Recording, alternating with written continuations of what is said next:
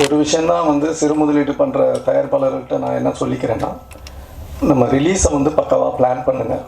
ஏன்னா நம்ம படம் எடுத்துட்டோம், அவசரமாக ரிலீஸ் பண்ணுற சூழ்நிலைகள் வரும்.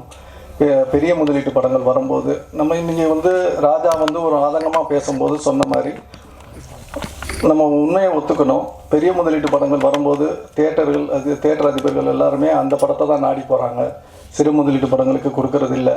ஆனால் நல்ல படம் எடுங்கன்னு மட்டும் நம்மளை சொல்லுவாங்க. நாங்கள் நல்ல படம் தான் எடுத்துக்கிட்டு இருக்கோம், தயாரிப்பாளர்கள் நல்ல படம் தான் எடுத்துகிட்ருக்காங்க. ஆனால் அதுக்குள்ளே சப்போர்ட்டை வந்து திரையரங்கு உரிமையாளர்கள் வந்து கொடுக்கணும். எப்படி கொடுக்கணும்னா, முன்னாடியெல்லாம் வந்து ஒரு படங்களுடைய வந்து ட்ரெய்லர்ஸ் போடுவாங்க. இன்றைக்கி எந்த தேட்டரில் நம்ம வந்து படங்களோட ட்ரெய்லர்ஸை போடுறாங்க?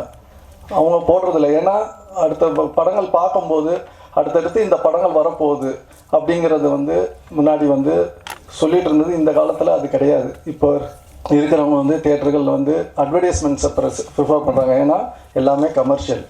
இந்த படங்களால் டிக்கெட் போகணும்னு நினைக்கிறவங்க அட்வர்டைஸ்மெண்ட்டால் அவங்க தேட்டர் நடத்தணும்னு நினைக்கும் போது கண்டிப்பாக தேட்டர் உரிமையாளர்கள் அவர்கள் தேட்டர்களை காப்பாற்ற முடியாது.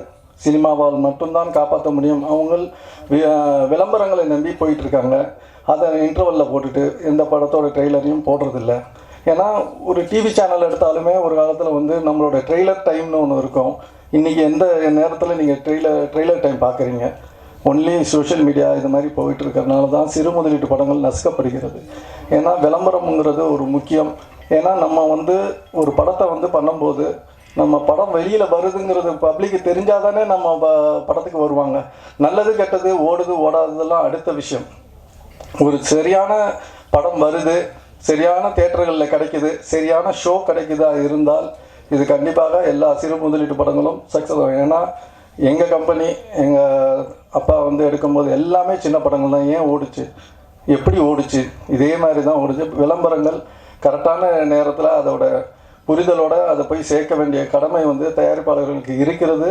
எல்லாரையுமே குறை சொல்லும்போது நம்மளும் அதை புரிஞ்சு படத்தை வெளியிட்டால் இந்த மாதிரி படங்கள் வந்து நிச்சயம் சக்ஸஸ் ஆகும். எல்லா படத்துக்கும் வியாபாரம் உண்டு. நம்ம தான் வியாபாரத்தை உருவாக்கணும், தயாரிப்பாளர்கள் தான் உருவாக்கணுங்கிறத நான் இந்த நேரத்தில் சொல்லிக்கிறேன். இந்த மேடையில் இன்னொன்று வந்து டைரக்டர் வந்து அவரே இசையமைப்பாளர். சாங்ஸ் ரொம்ப நல்லா இருக்குது சார். ரொம்ப ஒரு கமர்ஷியலான ஆமாம்மா லிரிக்ஸு அதான் போடும்.